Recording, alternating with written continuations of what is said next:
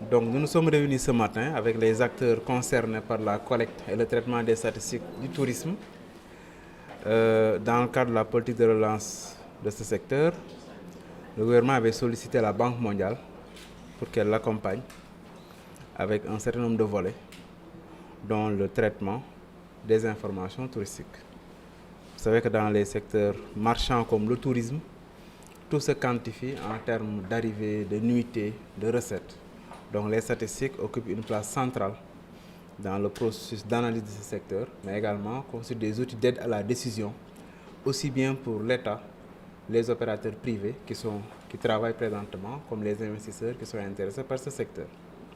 Ces données également sont utiles pour ceux qui évoluent dans les secteurs connexes du tourisme, que ce soit ceux qui sont dans les transports, ceux qui sont dans l'artisanat, ceux qui sont dans le commerce, qui doivent calibrer leurs activités par rapport à la demande touristique. Donc le département du tourisme a un système qui a eu des difficultés, raison pour laquelle nous avons sollicité la Banque mondiale pour accompagner à la reprise du dispositif et l'améliorer. Et en ce sens, cet atelier a comme objectif de partager avec les acteurs, que ce soit les opérateurs privés, le ministère de l'Intérieur pour les données aux frontières, également les hôteliers qui également fournissent des données hôtelières, l'ANSD qui également nous accompagne largement sur ce travail.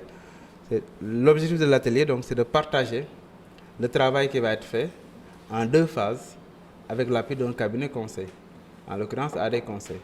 Donc dans la première phase, une enquête sera faite pendant 15 jours pour collecter un certain nombre de données sur la base d'un échantillon qui représente 40% de l'offre globale.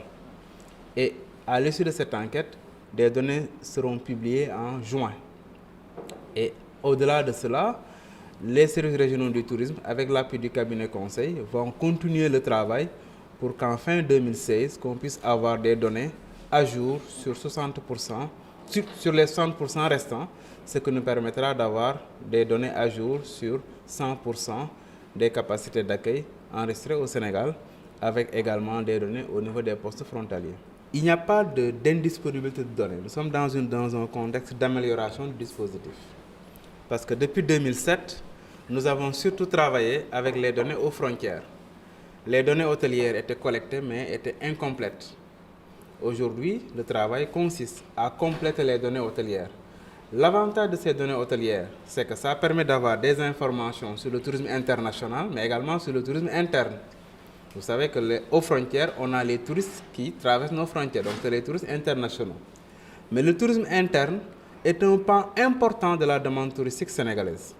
Et il se développe et il a la particularité, dans beaucoup de pays de référence, de constituer même une soupape de sécurité pour le cas où il y a une crise, où il y a des difficultés.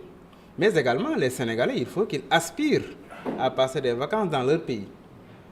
Le gouvernement cherche à encourager la préférence nationale en matière de tourisme et dans le plan stratégique, des objectifs clairs ont été définis et des expériences ont été menées l'année dernière en termes de communication et nous avons commencé à sentir les résultats.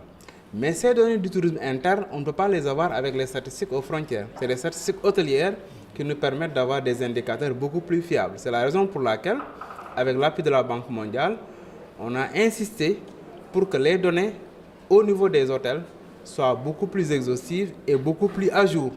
Ça permet non seulement de suivre l'évolution des tendances, mais également de suivre l'activité sur 1, 2 ou 3 années afin de pouvoir faire des projections aussi bien pour des investisseurs, pour l'État, comme pour les autres opérateurs intéressés par le secteur du tourisme.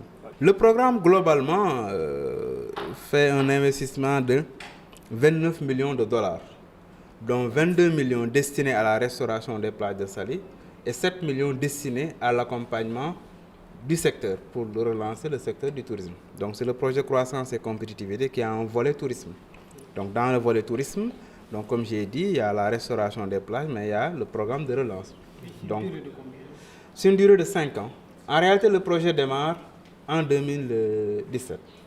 Là, nous fonctionnons avec l'avance de démarrage. Sur cette avance de démarrage, Madame le ministre a défini la priorité qui concerne les statistiques et la restauration des plages de Saly. Donc c'est l'aspect prioritaire que nous commençons avec ce qu'on appelle la vente de démarrage.